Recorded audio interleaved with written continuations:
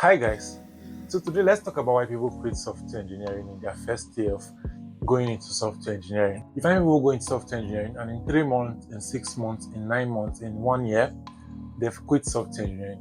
Why do you think people quit software engineering after a year of starting? And I'm going to share some reasons why I think people quit software engineering in the first year of starting. So one reason why people quit is they don't get jobs in their first year. Like I've explained in previous videos, it's very, very hard to get jobs in your first year of starting software engineering. So that's why I always advise people that one quality you need to have as a software engineer is patience. You have to really wait. There's a building process and there's time to earn. So your first 1 year, 2 years is time to build. So in your first 1 year, they hardly earn any money in their first year of starting software engineering. And it can be a very discouraging thing because after learning for a whole year, you've not gotten one job, you've not gotten one gig. It can be very discouraging. That's why in one of my previous videos, I shared how you can have other sources of income while starting software engineering. So there's not so much burden on you. So you can be able to pay the bills, you can be able to survive while you're learning. Your first year in software engineering, it's a very, very difficult process because you're coming into a new field. You have to learn new stuff. And people will not hire you until you have enough value to give out. And that first year, you don't have so much value yet to give. So there are low chances of getting a job. There are low chances of getting a gig.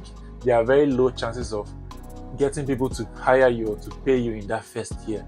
And it can be very discouraging. That's why I always advise people to get a side hustle, to get something doing, to get something that can be giving them passive income while they're learning. It could even mean having another job and learning software engineering by the side, just so that you don't focus so much on your earnings from software engineering because it might not really come in your first year. Another reason why people quit in the first year is they start with the hard stuff. So if you want to be successful in software engineering, you have to start with the very, very easy stuff. You have to start with the very, very easy processes. You cannot succeed in software engineering if you go and start with the very, very difficult part.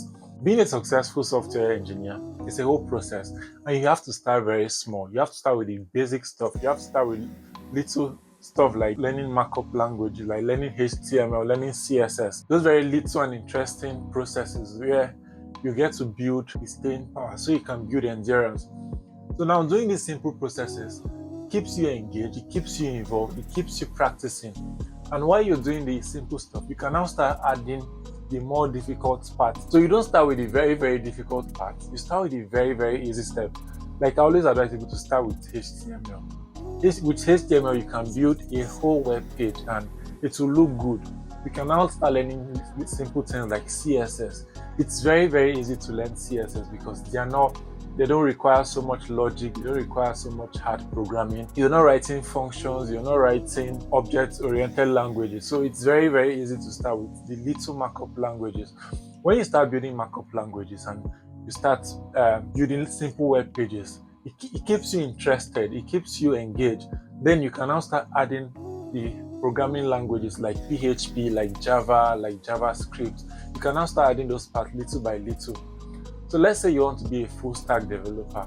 You don't have to go and start with learning JavaScript. It's a whole long process. You can start with learning HTML because even in your being a full stack developer, you still have to learn the HTML. So why not start with the simple stuff that keeps you engaged? Then as you go further, maybe after 2 months of learning HTML and CSS, while you've built stability, while you're still getting used to the process, you can now start adding CSS, you can now start adding JavaScript, you can now start adding Python. And before you know it, in 1 year, you've grown a whole lot. So my advice for people who are just starting is start with the very, very simple stuff. Start with the very basic stuff. Another possible reason why people quit software engineering in the first year is they are feeling lost and they are feeling alone. So my advice for people who might be feeling lost, might be feeling like, oh, this thing is very tiring and very burdensome, our advice is that you join a community. One advantage of joining a community is you meet people who are starting like you meet people who are midway in the journey, you meet people who are professionals. Then you can now share burdens with people who are above you, you can share your problems with people who are on the same level with you. You can always engage, you can always communicate, you can always synergize. And it's very easy to grow in a community. Find a community. It could be a physical community, it could be an online community. Just find a community and belong to a software engineering community where you can always share. You will see people who have similar problems with you. And when you see people who have the same problems with you, it makes you feel that, I'm not the only one in this. There are other people going through these challenges and If we have the right mentorship, we have the right advice, we will all grow. So don't try to do it on your own. Find the community. Find people who are just starting like you are. Find people who are above you. There are a whole lot of communities. You can find communities on Discord. You can find on WhatsApp groups. You can find communities like Code Mentor. There are a whole lot of communities. Even if you go on Google now and search software engineering communities, you see a whole lot of them. It will help you grow as a software engineer because there are people who you can cry to, there will be people who can hold you by the hand, and it's more fun being in a community. So my advice for people that are just starting is, number one, don't try to do it alone. Join a community. Try to grow in a community. Number two, start small and scale. Don't start at scale. Don't try to build Facebook in your first 1 month of being a software engineer, because I know you have so many projects in your heart that you want to just pour out and you want to build, but it's a whole process. If you want to start with the very difficult things, you'll get discouraged because it will seem very hard and it will seem very discouraging. You'll be wondering, will I ever get there? How long do I have to learn to get there? But when you start with the smaller steps, when you start with the smaller processes, you can now pick it from there and grow step by step. Last advice for you today is, and have in mind that you might not earn in your first year, you might not earn in your first 2 years.